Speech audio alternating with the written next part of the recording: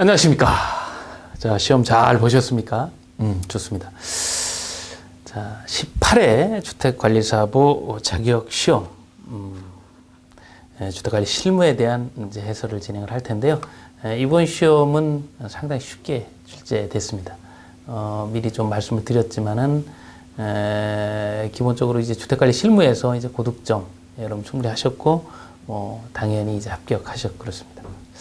근데 이제 문제는 이제 19회 시험은 이제 18회 시험이 조금 쉬웠기 때문에 좀 어려울 수 있다. 그래서 여러분들 그 기본서나 문제풀이 과정을 좀 충실히 이행을 좀 해야 되겠다. 이렇게 조금 생각을 해봅니다. 간단하게 기출됐던 내용의 문제에 대한 해설을 진행하도록 합니다. 자, 25번 문제부터 보시면, 이제 이론이죠. 공동주거 이론. 공동주거 이론인데, 주거 이론과 관련된 문제는 지금까지 어려운 문제가 한 번도 없었습니다. 답을 쉽게 찾을 수 있는 부분이고요. 3번 지문, 요 지문도 2번씩이나 나왔던 겁니다.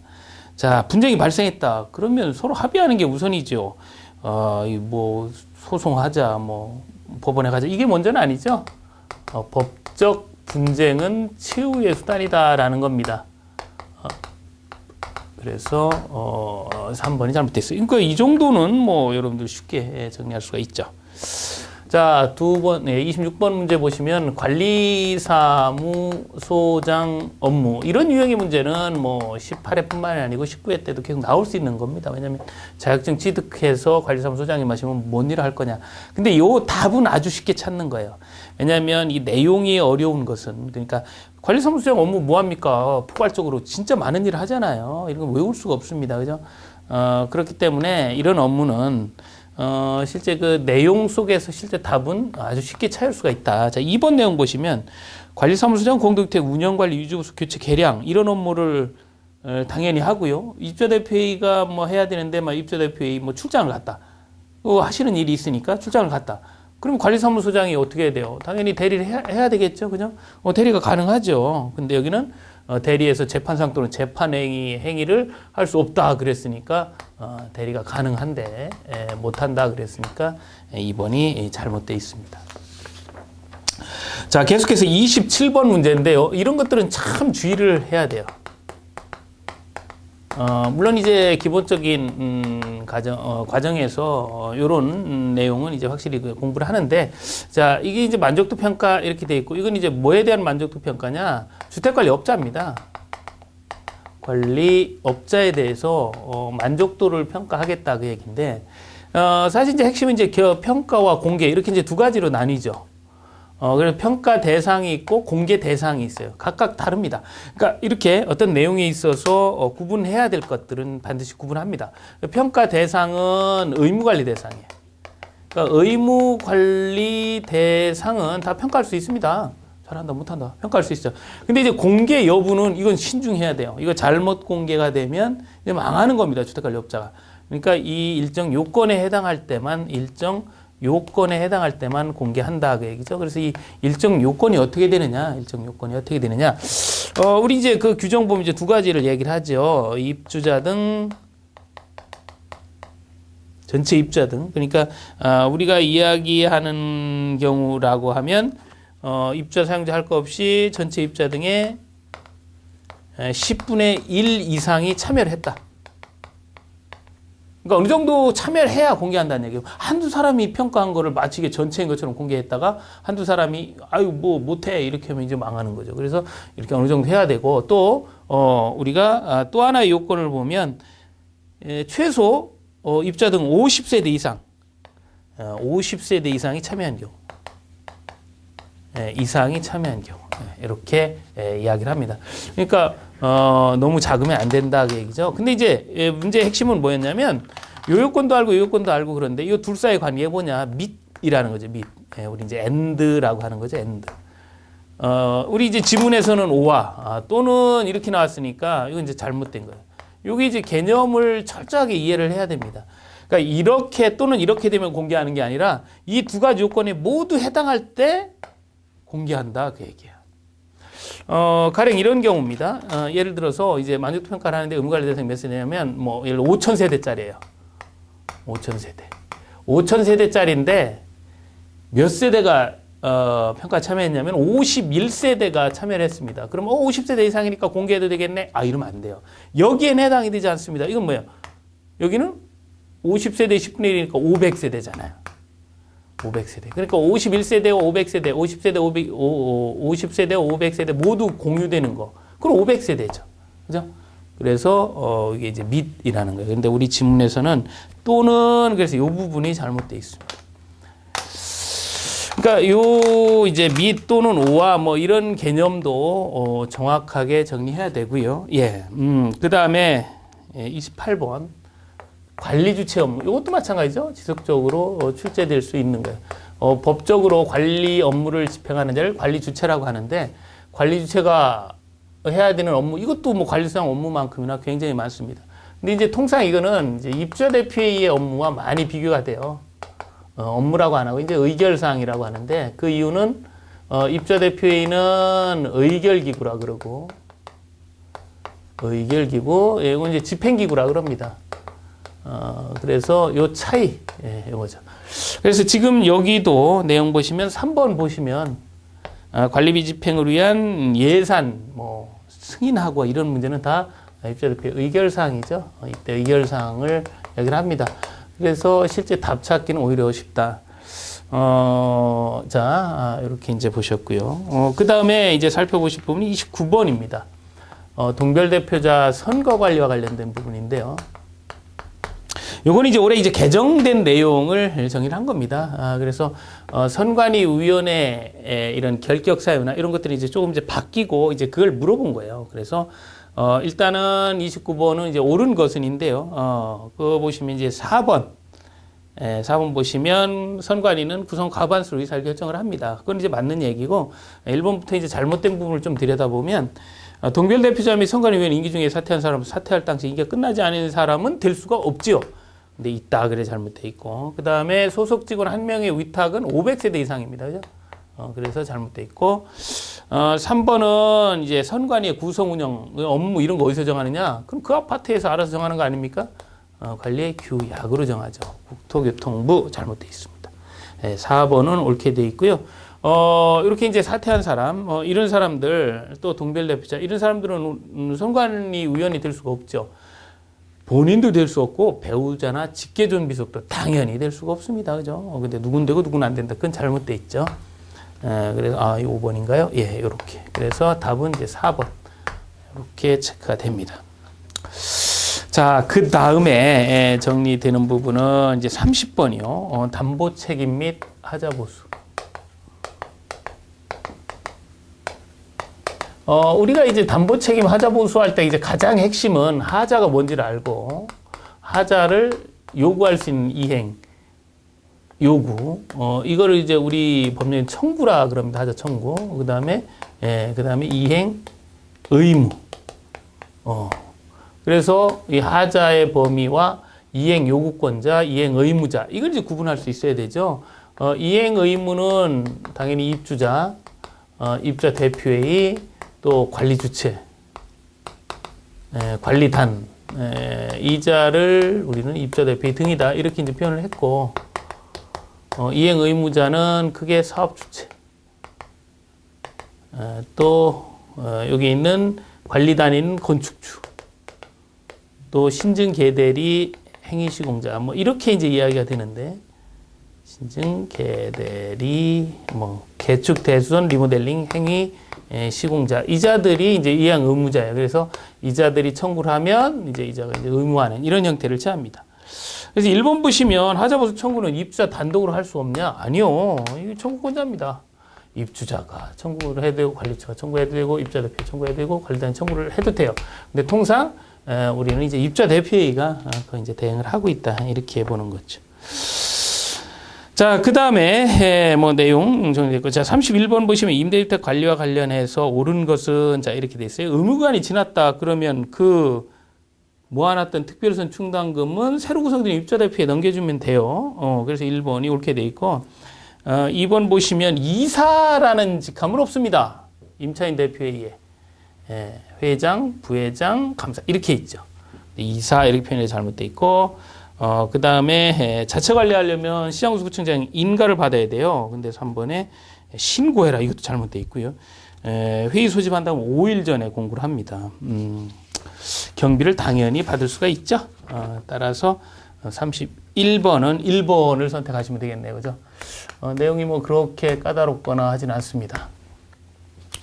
자, 문서의 보존 기간 나오는데요. 문서 관리에서 이야기합니다. 보존.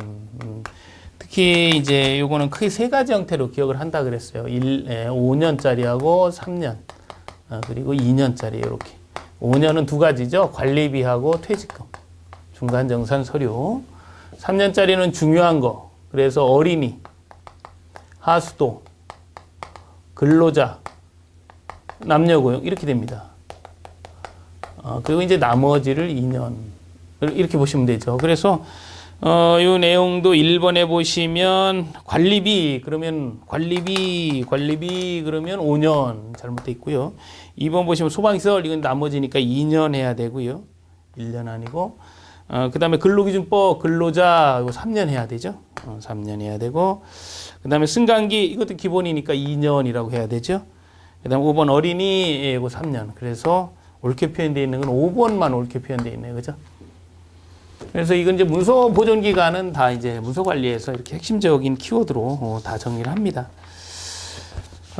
그 다음에요. 33번. 요거는 정말 좀 까다로운 유형인데 뭐 문제 자체가 뭐 크게 어렵지 않으니까 크게 부담은 없으셨을 거예요. 우리 이제 장기선 계획 수선 주기와 관련된 부분입니다. 이제 암기법에 의해서 정의를 하는데요. 이제 30년 그러면 이제 외발 전철 오케이. 오케이 홈. 뭐 25년 그러면 난 변 보고 알프스 피난. 20년 그러면 아시콘 예. 아시콘 유기자 소개 수배 15년 그러면 고도급 고배 승기 아어비엠 10년 이렇게 하면 윤한순 급 보배 시기가 자주 뭐 이렇게 이제 암기법에 의해서 정리를 합니다. 그래서 뭐 거기 보시면 일본에 있는 뭐 CC카메라든지 PC로 이런 건 다 60개월이에요, 5년. 그리고 스위치 요거는 6년입니다, 6년. 요런 이제 개별적으로 정의를 하고 수성도료는 금방 되죠, 5년이에요. 3번 잘못돼 있고 피레설비 같은 경우는 이렇게 이제 피레설비 뭐 25년 뭐 이렇게 정의를 합니다. 그리고 3번에 수성도료 이런 건 다 5년이에요. 그래서 이번에는 좀 이제 이렇게 5년, 6년 뭐 이쪽에 이제 짧은 개월 수에 대해서 정리를 했고 뭐 65년 피레설비나든지 이건 이제 두 번 연거푸 나온 이야기고 그래요. 자, 이렇게 해서 33번은 옳지 않은 것 이렇게 돼 있는데 이제 3번을 선택하시면 돼요. 자, 그 다음에 34번입니다. 단체협약에 관한 내용이다. 뭐 이렇게 이제 표현을 하고 있고요.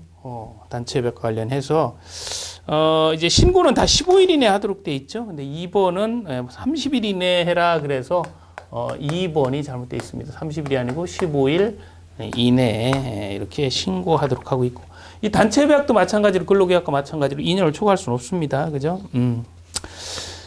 그 다음에 35번 문제 보시면 A 소재 갑 파트 이야기를 합니다. 그래서 이제 이렇게 이제 사례 형태로도 많이 나오는데요. 지금 보니까 이 아파트는 600세대예요. 그러니까 4가 가도 되고요. 본은 안 됩니다. 그죠?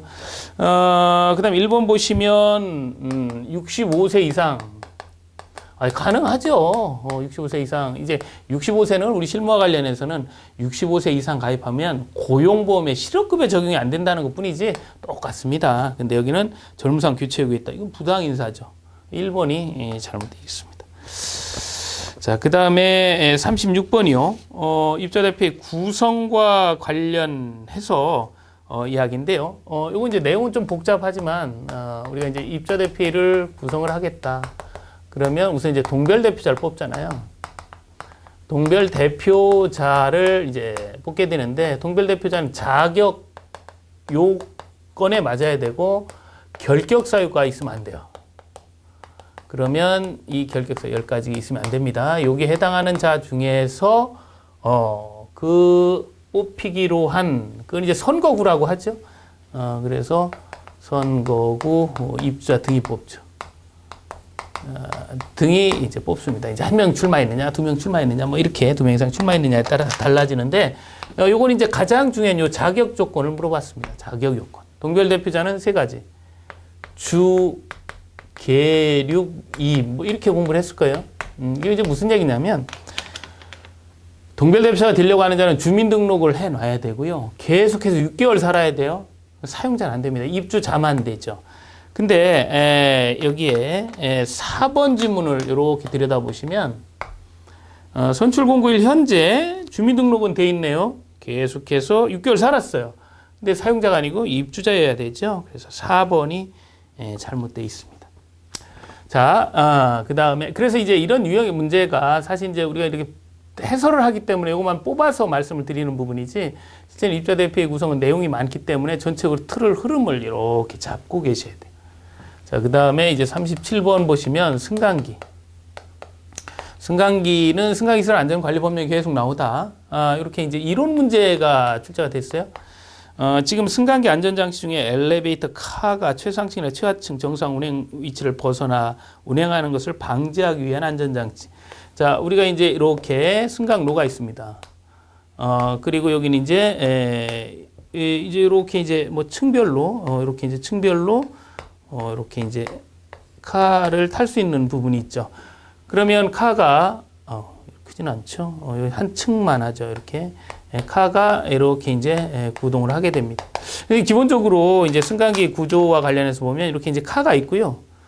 요 카는 요 쉬브, 그러니까 이 로프에 의해서 이렇게 반대쪽에 이제 균형추가 매달려 있습니다. 그리고 이게 이제 추락 방지하기 위해서 이렇게 이제 완충 장치 등이 이렇게 표현되어 있어요.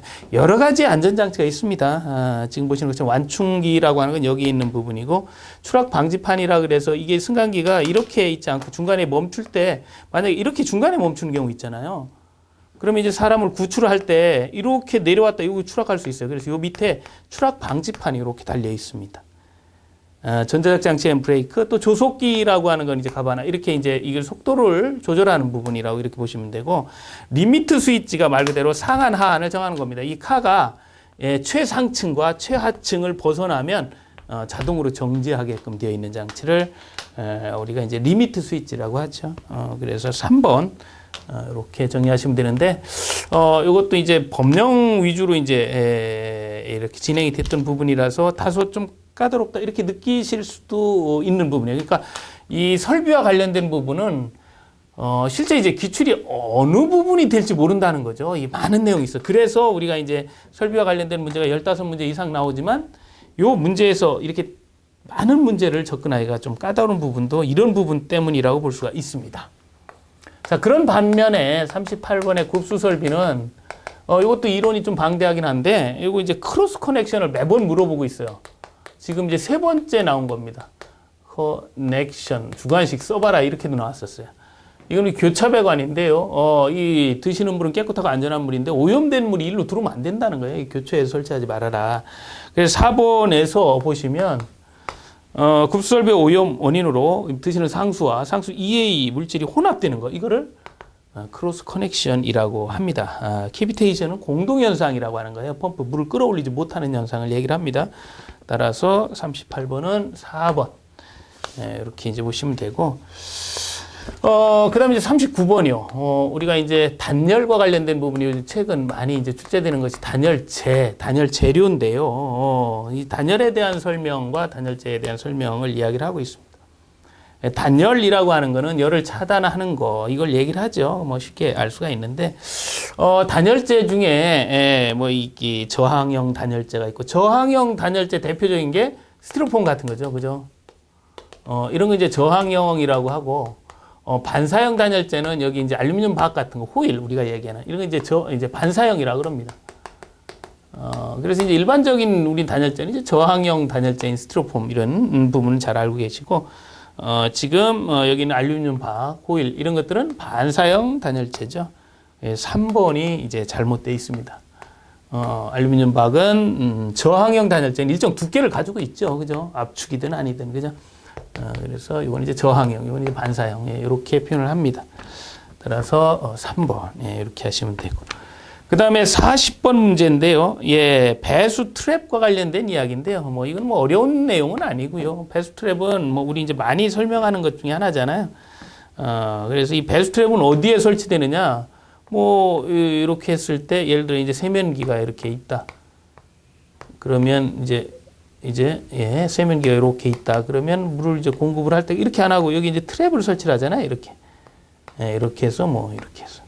이제 안에 이제 배수관 이렇게 돼 있다. 그러면 이 부분에 요렇게 된 부분이 있어요. 여기 이제 물이 이제 정체가 이렇게 되는데, 여기 이제 트랩이 되죠. 이 트랩을 어디다 설치하느냐 그 얘기예요. 봉수 깊이는 5에서 10cm로 하고 이런 일반적으로 쭉 나왔는데, 요거는 요 기구 배수관에 설치가 된 거죠. 기구 배수관에 설치가 된 겁니다. 근데 지금 보면 배수 수직관 가까이. 이게 배수 수직관은 어디에 있냐면 이렇게 돼서 이쪽에 있는 거잖아요. 그죠? 지금도 수직 주관이다, 지관이다 이런 표현도 나오질 않고 있어요. 그래서 수직관의 주관이면 저쪽 끝에 이제 수평관이 다 모여져서 나가는 이쪽일 수도 있고, 이것도 잘못돼 있고, 여기도 잘못된 겁니다. 요거는 기구 배수관, 요게 이제 설치되도록 하고 있어요. 그래서 40번은 결론적으로 얘기하면 이제 5번이 잘못돼 있습니다.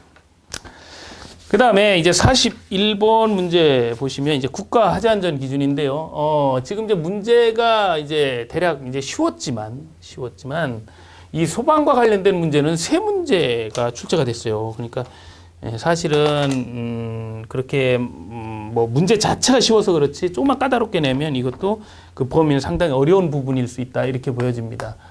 우리 이제 국가 화재 안전 기준이라는 게 있어서 소방 설비가 굉장히 많잖아요. 이 소방시설 전체 다 소화기에서부터 옥내 소화전, 스프링클러 뿐만 아니고 모든 소방 설비에 대해서 다 기준을 가지고 있습니다.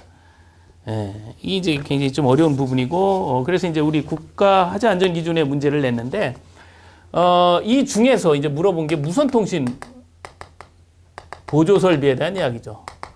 우선 이제 무선통신 보조 설비가 뭐냐면 이런 거예요. 자, 이렇게 있고, 이제 예전에 이제 도로가 이렇게 해서 이렇게 이제 도로를 지나니까 힘드니까 어떻게 터널을 이렇게 냈죠. 이렇게 이제 터널을 냅니다. 그리고 이제 터널을 통해서 하니까 간단하고 좋아요. 근데 여기에서 사고가 발생을 했습니다. 그러면 이제 화재로 이렇게 이어지면 이제 진압을 해야 되는데, 이제 소방관이 이제 소방차를 타고 여기 들어가잖아요. 근데 여기 무전기가 터져요, 안 터져요? 무전기가 안 터지죠. 소방활동 하는데 문제가 올 수 있죠. 그러니까 여기에 무선통신 보조설비 터널 같은데 지하구 이런 데는 해놔요. 그래서 여기에 잭을 연결해서 무전기가 터질 수 있게끔. 물론 이제 여기는 이렇게 했지만 지하로 해서 공동구 같은 경우에 공동구에 화재가 발생을 했다.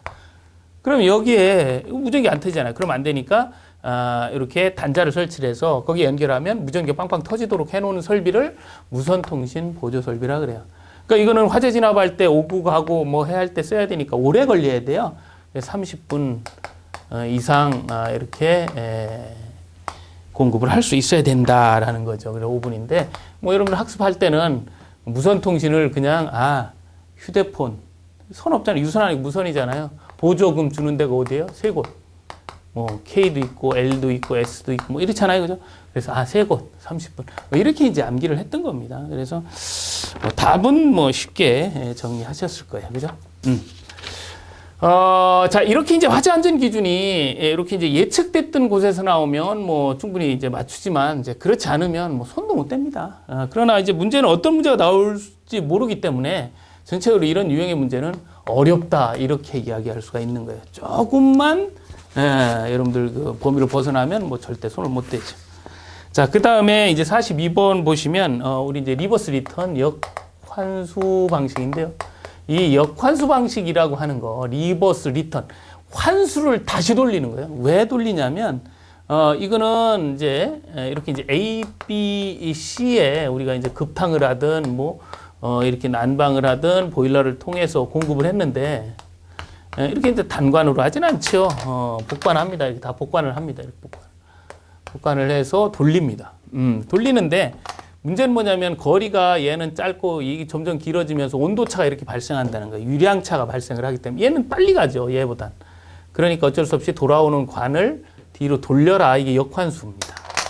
그럼 이제 어떻게 되냐면 역환수 시키고 나면 얘가 이렇게 해서 바로 못 오죠. 여기서 돌아오죠. 이렇게. 얘도 돌아오죠. 얘는 바로 오죠. 그러면서 전체적인 배관의 길이가 같아지면서 이 유량이 같아지는 거죠. 그러면서 온도가 균일해지는 겁니다. 이게 이제 역환수 방식의 모티브예요. 그래서 유량이 같다. 그래서 이건 이제 정유량 밸브하고 시스템은 같이 가는 겁니다. 그래서 2번의 내용이 여기 42번 이제 답이 됐죠. 자, 그 다음에 그래서 이 역환수 방식의 어떤 핵심이 바로 이거고요. 이 사실 열 관리의 가장 큰 핵심은 균형이에요. 균형. 밸런스라고 하죠. 균형을 얼마나 잘 잡느냐. 너무 뜨거워도 안 되고 너무 차가워도 안 돼. 이 균형점을 잘 잡으시. 자, 그 다음에 43번 문제를 보시면 이거 이제 이런 유형의 문제 실제 뭐 한두 문제씩은 출제가 되는데 버리시라고 저는 이제 말씀을 드리죠. 실제 이걸 연습하고 가진 않습니다. 이런 계산 유형의 문제가 많이 있는데 실제 기출됐을 때는 뭐 답을 내기는 까다로운 부분이에요. 지금 이제 그 조건을 좀 들여다보니까 600인이 거주하고 있다. 이렇게 이제 이야기를 하면서 1인 평균 사용 수량은 1번이요. 하루에 한 사람당 얼마를 쓰나 보니까 200리터를 쓴대요. 그리고 평균 얼마를 쓰나 이렇게 보니까 하루에 10시간을 쓴대요. 10시간. 그리고 뭐 순간 최대 급수량은 뭐 4배로 하고 그의 조건은 이제 고려하지 않는다. 이제 우리 규정이 이제 서너 배를 그러니까 3배에서 4배 정도를 보고 있거든요. 근데 여기는 이제 조건을 딱 규정해 줘야 되니까 4배로 한다. 이렇게 이제 이야기를 하고 있습니다. 그의 조건은 고려하지 않는데 뭘 구하라 그랬냐면 순간 최대 급수량을 구해라. 그래서 순간 최대 급수량을 구하려면 우선 첫 번째로 시간 평균 예상 급수량을 뽑아야 돼요. 그래서 이 예상 급수량에다가 4배를 곱해줘야 됩니다. 그럼 이제 시간 평균 예상 급수량을 구하려면 하루에 사용하는 평균 사용 시간을 1일 급수량으로 나눠야죠. 그래서 이제 요거 내용을 들여다보면 1일당 급수량이 거기 나와 있죠. 200 이렇게 나와 있습니다. 그래서 내용을 보시면 1일 평균 사용 시간은 아까 10시간이다. 이렇게 표현을 하고 있고요. 그죠? 10시간이다. 이렇게 돼 있고 10시간.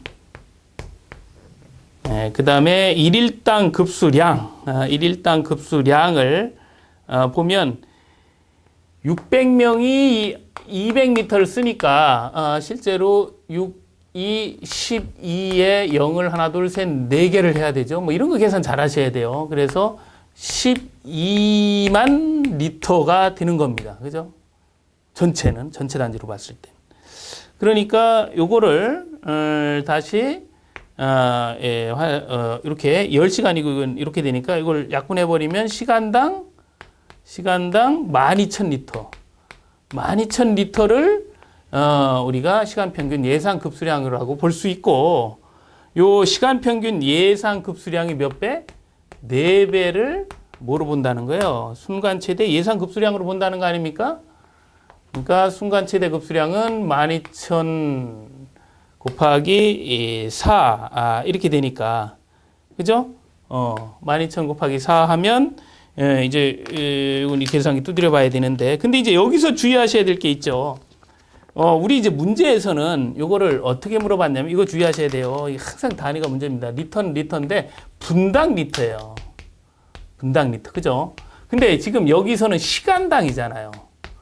그러니까 사실 계산할 때 4를 이게 곱하기도 어려울 뿐더러 이게 시간이니까 얘를 차라리 60으로 나누어서 분당으로 해서 곱해주는 게 더 나을 수도 있죠.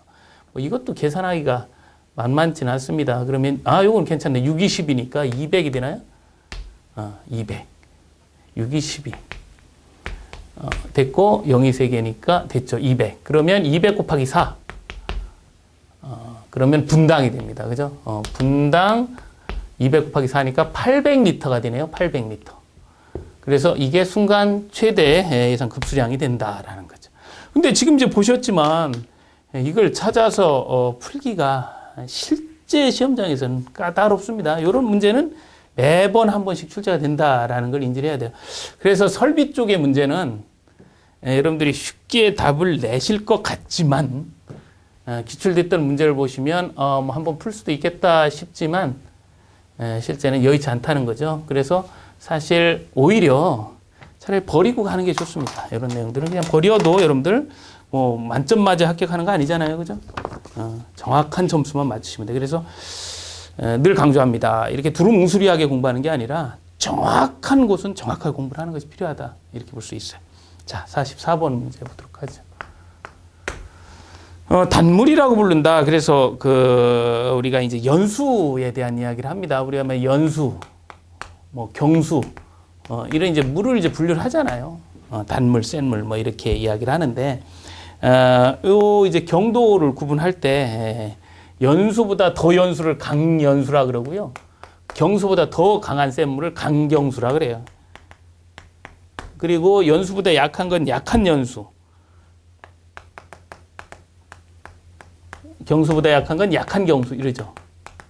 물론 이것도 이론이기 때문에 나누는 자에 따라서 이게 탄산칼슘 함유량이 어느 정도냐. 그래서 강연수의 경우는 40ppm 정도까지. 탄산칼슘 함량이 40ppm까지. 연수는 보통 한 80 정도까지를 얘기를 합니다. 요건 이제 120 정도까지 하죠. 80에서 한 120, 한 40 정도 강도 간격으로 연수는 구분을 하고, 그 다음에 약한 경수는 보통 이제 120에서 한 180, 한 60 정도네요. 그죠? 그 다음에 이거는 경수는 180에서 보통 한 300 ppm까지. 300 넘어버리면, 우리 이제 강경수다. 이렇게 부릅니다. 지금 이제 문제는 연수니까 연수는 뭐 요 정도 양이다. 이렇게 볼 수가 있겠죠. 그래서 총 경도는 약 40에서 80 정도다. 근데 1번 보니까 120 ppm 이상이다. 이렇게 얘기를 했어요. 그럼 120 ppm 이상이면 경수로 이제 취급이 되죠. 자, 그 다음에 45번 문제 보시면 감지기 이야기를 합니다. 그래서 요 감지기는 열 감지기도 있고 연기 감지기도 있죠. 열 감지기도 있고 연기 감지기도 있고 그래요. 거기 이제 보시면 정온식, 차동식, 보상식 요 부분이 열 감지기죠. 온도와 관련되는 거. 정온, 차동 두 개를 합친 장점만을 모은 보상. 요게 이제 열입니다. 연기는 뭐 이온화식이나 광전식 뭐 이런 것들이 있죠. 답은 이제 1번. 사실 감지기 문제인데 이것도 소방 문제고요. 가장 쉬운 문제를 또 이야기를 했어요. 그래서 다행스럽게 문제는 많이 출제됐지만 그래 쉬운 부분에서 출제가 돼서 답 내는 데는 좀 어렵지 않았다. 여기 이제 범위를 조금만 틀면 상당히 까다로울 수 있는데 제가 처음에도 말씀드렸어요. 19회 시험에서는 좀 까다로울 수 있으니까 좀 주의가 좀 필요하겠다라는 거죠. 46번 트랩 트랩 우리가 이제 일반적으로 P형 또 S형 벨 트랩 드럼 트랩 이런 것들을 이제 많이 보죠. 근데 그 버킷 트랩이라고 하는 거는 일반 급수에 사용하는 게 아니고 보일러에서 응축수 배출 트랩을 버킷 트랩이라 그래요. 그래서 요거 이제 4번이 잘못돼 있고 47번 보시면 이음 이렇게 이제 배관 부속도 이제 하는데요. 분기할 때 T 크로스 이런 거 쓰고요. 거기 방향 전환할 때 거기에 보시면 뭐 유니온, 이경 소켓 이렇게 표현했는데 유니온이라고 하는 거 그냥 연결하는 거잖아요. 이경 소켓이라고 하는 거는 뭐 이렇게 지름이 크기가 다른 거, 뭐 레듀셔 같은 뭐 이런 형태죠. 이런 게 이제 방향을 전환시키지는 않습니다. 그래서 4번이 잘못돼 있고. 그 다음에 배관 재료. 이 어떤 그 단열재든 배관 재료든 도료든 이런 것들은요, 기술 개발이 막 꾸준히 됩니다. 그래서 이제 우리가 스테인레스 강관, 주철관, 동관 이런 것들은 이제 스테인레스니까 녹슬지 않고 뭐 이런 내용들을 잘 알잖아요. 그죠? 근데 이제 최근 들어서 요 라이닝관 이야기가 이제 나오죠. 이 라이닝관은 어떤 재료를 얘기한 게 아니고요. 이렇게 배관이 있는데 여기 이제 이렇게 부식이 되니까 이 부분을 코팅한 거예요. 쉽게 얘기하면. 이렇게 이 안에다가 이렇게 코팅을 한 겁니다. 실제 이제 배관 청소를 하거나 하게 되면 이 안을 이제 코팅을 싹 하죠. 그러면 코팅을 하면 어떤 결과가 빚어지냐면 이걸 라이닝관인데 당연히 부식을 막겠죠. 그리고 저항을 줄이겠죠. 그러니까 미끄러우니까 물이 잘 나가겠죠. 그죠? 근데 우리 보면 산 알칼리에 대한 내식성이 낮은 게 아니라 일단 코팅했으니까 높아지고 마찰은 작아지죠. 잘 미끄러지겠죠. 그죠? 마찰이 작아 이런 배관을 라이닝 배관 이렇게 표현을 합니다. 라이닝관 혹은 라이닝 배관. 그래서 이게 이제 이거 이제 라이닝관 그러니까 여기에다가 뭐 에포키 수지나 이런 염화비닐 같은 걸 쫙 이렇게 입혀버리면 좋죠. 그죠? 부식 된 부분 저도 이제 급탕 배관을 이렇게 라이닝 한번 한 적이 있는데. 이게 이제 이렇게 막 사실 급탕배관 단면을 잘라보니까 스케일이 뭐 장난도 아니에요. 막 이렇게 거의 단면적으로 다 차지하고 있어요. 이걸 다 쓸어내고 라이닝 딱 한번 하고 나니까 뭐 속이 매끈하죠. 자, 이렇게 정리가 됐고요. 지금부터 이제 주관식 이야기를 보겠습니다. 자, 65번 문제부터 진행을 할 텐데요. 주관식은 오히려 이제 주관식 때문에 고민들 많이 하신다 이렇게 말씀을 하시는데 학습 과정에서 용어라든지 기본적인 내용 정리하시면 객관식보다 훨씬 더 수월한 것이 주관식이죠. 그러나 단시간에 암기로 되는 건 아닙니다. 자주 보면서 숫자가 많이 나오긴 하지만 그 숫자가 암기 숫자가 아니라 자주 이 내용들을 검토하고 보시고 자주 이렇게 접하면서 자기도 모르게 뭐 당연스럽게 나오는 숫자 이런 것들을 많이 물어봐요. 지금 이제 주택관리사 보호 자격시험에 합격하고 또 뭐 일정 경력이 있었거나 아니면 그 위에 있거나 아무튼 그 선후관계 묻지 않고 어쨌든 일정 요건에 해당하면 주택관리사가 된다는 거죠. 그 중에 이제 경력을 이야기하고 경력은 지금 이제 2번을 물어봤습니다. 그러니까 잘 물어보는 것 중에 하나인데요. 3년짜리 경력과 5년짜리 경력으로 나눕니다. 그래서 3년짜리 경력은 일정 규모의 공동주택 혹은 주택과 주택의 건축물, 동일 건축물에서 주택이 일정 세대인 곳에 관리사무소장, 소장으로 있는 경우에 3년이고요. 나머지 기타의 경력은 모두 5년이에요. 지금 여기 보기에서 나와 있는 부분은 모두 주택관리업자도 나머지고요. 또 이렇게 인허가 공무원 인허가도 5년이에요. 그래서 답은 5입니다. 근데 이제 주관식 문제를 쓰실 때는 똑같은 5자가 중복된다 그래서 5 이렇게 하나만 쓰시면 안 돼요. 하나만 나오면 공통적으로 들어갈 숫자는 말 그대로 문제가 문제입니다. 문제를 정확히 읽어보시고 그래서 숫자를 써라 그러면 위에도 오고 밑에도 오면 5 가운데는 콤마 이렇게 찍어서 5, 5 이렇게 기재를 하셔야 돼요. 이런 게 좀 까다로울 수 있습니다. 뭐 내용이 어려운 부분은 아니고요. 그다음에 66번 문제 근로기준법 영상 요즘 이제 많이 나오는 문제가 권리구제와 관련된 이야기다 그랬잖아요. 그래 부당해고 등이 있다. 속이 상하죠. 그래서 부당해고 등이 있다. 그러면 어디로 간다고요? 노동위원회 간다 그랬잖아요. 노동위원회에서 어떤 결정이 나왔는데 불복한다 그러면 상급기관인 중앙노동위원회 갑니다. 이 결정에 이 재심에도 불복을 한다 그러면 행정소송을 제기를 하죠. 그런데 이게 이제 제척기간이라고 하는 기간이 있다 그랬죠. 그래서 이거는 3개월 이내에 가야 되고 이건 10일 이내에 해야 되고 이건 15일 이내에 해야 돼. 그래서 이제 이 내용을 보시면 구제 신청을 할 수 있다. 부당해고 등이 있었던 날로부터 얼마 이내에 하느냐? 3월 이내에 한다. 그러면 이제 우리 지문에는 이렇게 돼 있잖아요. 이것도 이 문제를 정확히 보셔야 돼요. 이렇게 개월 이렇게 돼 있으니까 3 이렇게 3자만 쓰시면 되죠. 그냥 답은 3 이렇게 쓰시면 돼요. 3 이렇게. 자, 그 다음에요. 67번입니다. 임대주택 법령상, 임대주택 분쟁조정위원회, 요것도 예측을 했던 부분이죠. 왜냐면, 요게 이제 나올 때가 됐다. 이렇게 이제 봤던 부분이에요. 그래서, 시험 패턴을 쭉 보면, 지난해 공동주택관리 분쟁조정위원회 나왔다. 올해 이제 임대주택. 이렇게 이제 예측이 되는 부분이에요. 그래서, 이제 67번 보시면 임대주택 분쟁조정위원회 위원장은 지방자치단체의 장이 되죠. 그래서, 위원회에 이제 알립니다. 2일 전까지 알려서 자, 회의를 하겠다. 이런 얘기를 하죠.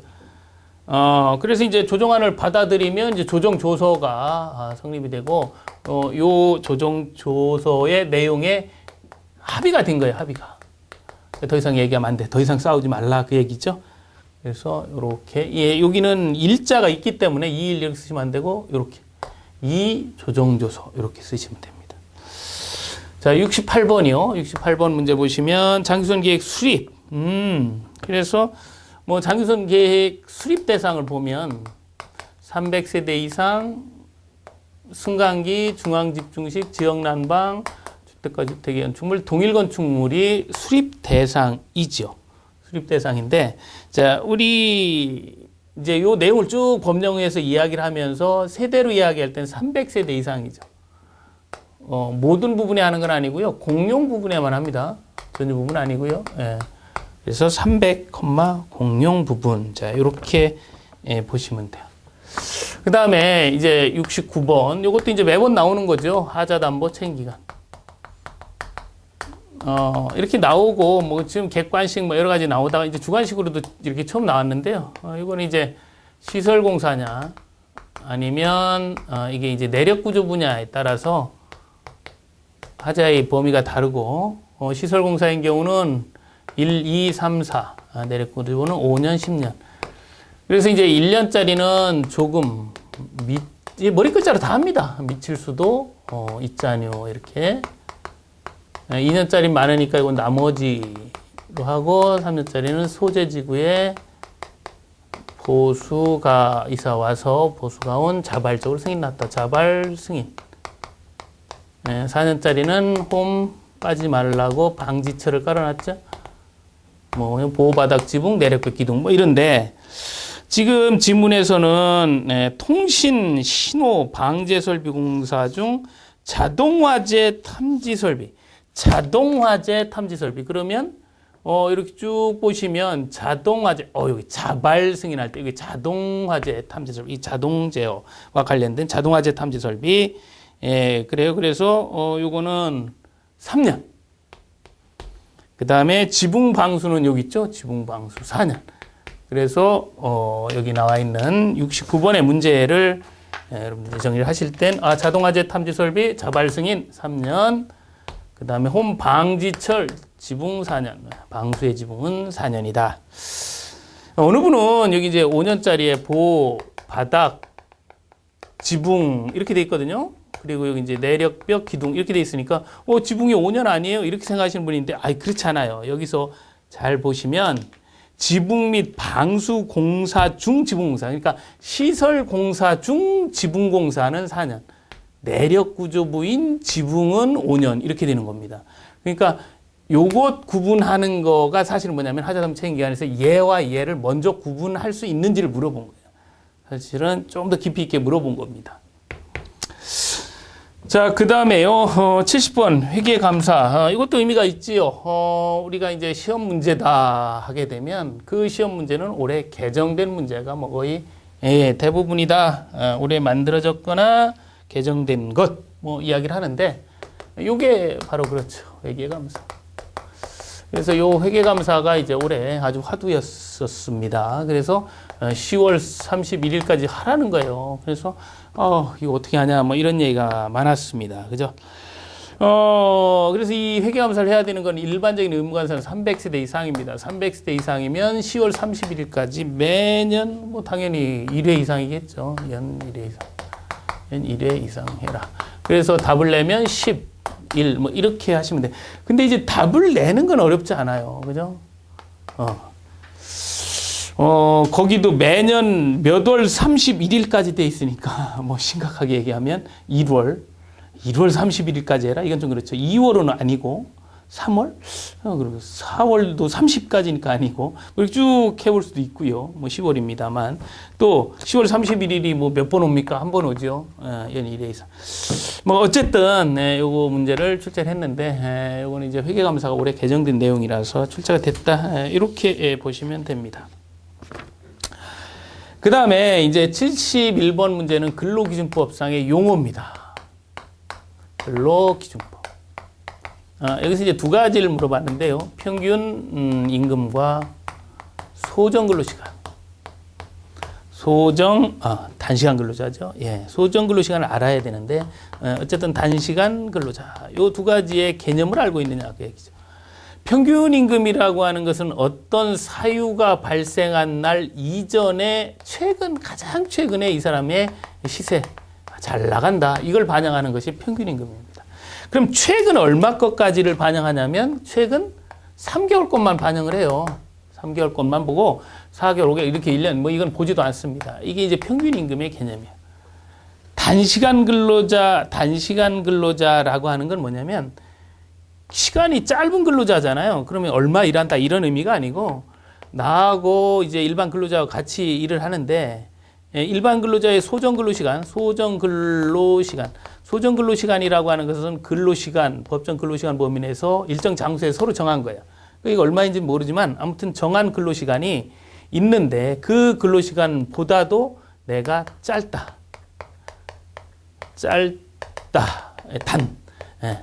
단시간 근로자다. 그 얘기예요. 그러면 여기 이제 지문에서 보시면 사업장에서 같은 종류의 업무에 종사하는 통상 근로자의 소정 근로시간보다 작다. 그 얘기죠. 그죠? 그러면 이 소정 근로시간의 단위는 일주입니다. 일주. 근데 거기에 그렇게 나와 있으니까 당연히 일주죠. 이건 3개월이고 그래서 71번은 3, 1 이렇게 쓰시면 돼요. 내용에 비해서 실제 이제 답은 뭐 그렇게 어렵진 않습니다. 자, 73번 문제, 소방 관련된 문제, 이제 세 문제 중에 마지막 문제인데요. 앞에 두 문제는 뭐 그래도 이제 어렵지 않게 이제 정리를 했고요. 자, 73번 보시면 소방시설 설치 유지 및 안전관리에 관한 법령상 자동 소화장치를 주방에다 이렇게 매달아 둡니다.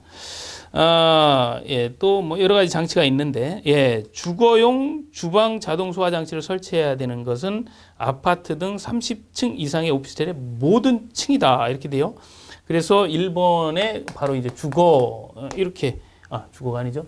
주방 위에 확산 소화장치, 이런 자동 소화장치가 설치가 되도록 하고 있습니다.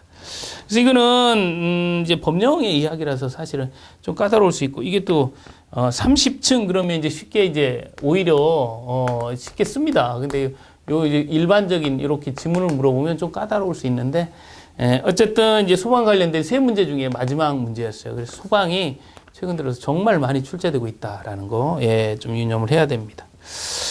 자, 그 다음에 이제 74번 공기 유동과 관련된 부분이에요. 그래서 실제 이제 연도 같은 경우 이제 공기 유동이 됩니다. 그래서 여기 나와 있는 것처럼 고층 아파트의 경우에 저층부에서 위가 유입되면 엘리베이터 이런 샤프트 통해서 상층부로 막 쫙 올라갑니다. 이게 화재가 같이 이때 발생하게 되면 쫙 올라가죠. 어디죠? 이게 내부에서 일어난 건 아니지만 그 해운대인가요? 그쪽에서도 이렇게 주상복합 사이에서 막 쫙 위로 올라가잖아요. 이런 거 이제 연돌 또 뭐 우리나라 말로 굴뚝 효과라 그럽니다. 왜 연기 이렇게 밑에서 와궁에 하면 연기가 위로 쫙 빠져나가잖아요. 그죠? 연돌 효과 현상이라고 합니다. 그래서 이제 이 문을 열어두지 마라. 그러니까 그 지하층이나 이런데 그 외기에 문을 열어두지 말아라라는 이야기를 많이 해요. 이제 유사 상황에서 이런 연돌 효과, 굴뚝 효과로 실제 화재가 이렇게 번지는 경우가 많이 있습니다. 자, 그 다음에 75번 문제 보시면 이제 국가 화재 안전 기준 나왔어요. 이것도 이제 옥내 소화전 설비, 뭐 옥내 소화전, 옥외 소화전, 뭐 연결 설비라든지 스프링클러 많은 이제 국가 화재 안전 기준을 가지고 있는데 그 중에 옥내 소화전의 기준을 물어봤습니다. 그래서 이렇게 연결 설비하고 겸용할 경우에 주배관, 이건 65mm 이상 이 겸용하는 경우에 연결 배관이 65mm 이상이잖아요. 65mm 이상이어야 되고 주배관은 이거보다 커야 되잖아요. 연결되는 게 65mm니까 겸용할 때 주배관은 100mm 이상입니다. 이렇게. 그래서 연결 배관하고 겸용하는 경우, 일반적인 경우와 다르죠. 그래서 100mm 이상 요 이야기가 나왔었습니다. 자, 이 연결 송수관 설비는 이제 그러니까 소방서에서 사용을 하는 거예요. 여러분이 사용하는 건 아니지만 여러분들이 가지고 있는 옥나의 소화전 설비에 연결 송수관 설비가 이렇게 겹쳐진다. 그럼 주배관은 100mm 이상이다라는 거죠. 자, 그 다음에 76번 문제 보시면 이제 차수 설비에 대한 이야기입니다. 이게 뭐냐면 물을 막는 설비잖아요. 물을 막는 설비. 뭐 자연재해로 뭐 이렇게 비가 오거나 이러면 이제 이게 몰아올 수 있어요. 물을 막을 수 있는 설비를 해야 돼요. 그래서 여기 나와 있는 자연재해지구나 뭐 이런 방제지구에는 차수 설비를 합니다. 그래서 기본적으로 건축물 얼마냐면 10,000제곱미터예요. 10,000제곱미터. 10,000제곱미터인데 지금 우리 이제 제곱미터 나와 있고요. 이렇게 만 하나만 되어 있는 이런 숫자는 그냥 만 이렇게 하시면 안 되고 이렇게 해야 돼요. 1만. 혹은 1만 이렇게. 숫자를 여러분들 쓰실 때, 이제 만 이렇게 쓰면 이게 앞에다 9만 이렇게 될 수가 있어요. 이런 숫자는 없습니다. 그래서 만 이렇게 한글로 쓸 때는 앞에다 1자를 쓰셔야 돼요. 그리고 숫자로 할 때는 뭐 이거를 바꿀 수는 없잖아요. 그죠? 그래서 1만, 이렇게 제곱미터, 이렇게 되어 있고요. 자, 그 다음에, 그러니까 이제 주관식은 저런 부분에서 조금 이제 우려가 좀 나올 수도 있고 그렇습니다. 그 다음에 77번 문제를 보시면, 불에 잘 타지 않는다. 불에 잘 타지 않는다. 불에 잘 타지 않는다. 난연 설비라 그러잖아요. 난연. 난연 재료.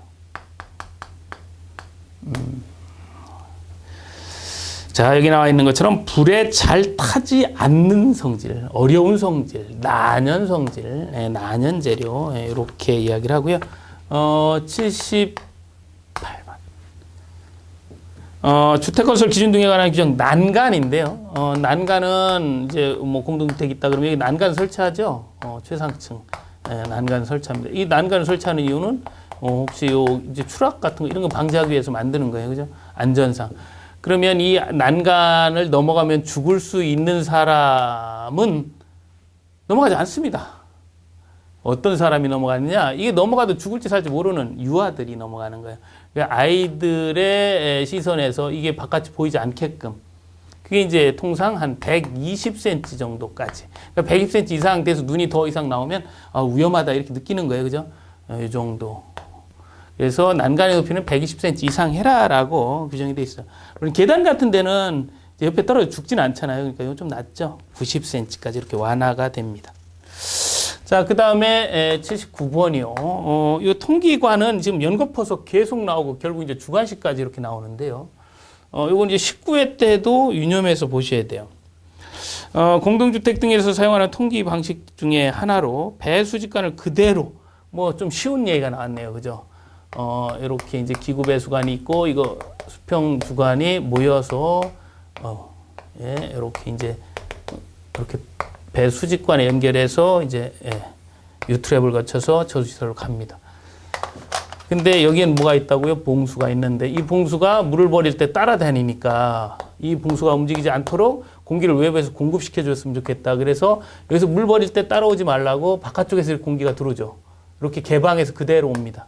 이걸 우리 이제 신정통기관이다 이렇게 얘기를 했고, 각각이 하면 좋죠. 그건 이제 우리 각계통기라고 하는데 힘드니까 이렇게 여러 개, 2개에서 8개 정도를 묶어서 하더라. 그래서 이렇게 최상유기구 배수관 바로 직하에서 신정통기관에 연결하면 환상통기. 바로 직하에서 이 통기 수직관 별도로 만들고 결합통기관과 연결을 합니다. 이거는 이제 회로통기. 둘을 합쳐서 우리 이제 루프통기라고 하는데, 지금 이제 그 용어 중에서 이제 출제되어 있던 게 이렇게 배수 수직관과 통기 수직관을 연결하는 거 뭐라고 그러냐? 이건 결합 통기관. 두 개 결합한 거죠. 통기관이라고 한다. 그리고 이제 이번 문제는 지금 통기 방식이 아니라 배수 수직관을 그대로 상부에 예, 신정통기관이죠. 그래서 통기관인데 무슨 통기 방식이라고 한다 그랬으니까 얘만 쓰시면 돼요. 그죠? 신정 예, 이렇게 쓰시면 돼요. 자, 그 다음에 이제 마지막 문제네요. 마지막 문제 보시면 압축식 냉동장치. 이것도 이제 어느 정도 예상을 했던 겁니다. 이제 계속 이제 출제가 됐던 부분이라서. 자, 우리가 이제 냉동 메커니즘을 쭉 이야기를 하고 있는 거예요. 그래서 이렇게 이제 압축기를 통해서 압축을 해서 이게 응축기로 보내지고 이게 이제 팽창 밸브를 통해서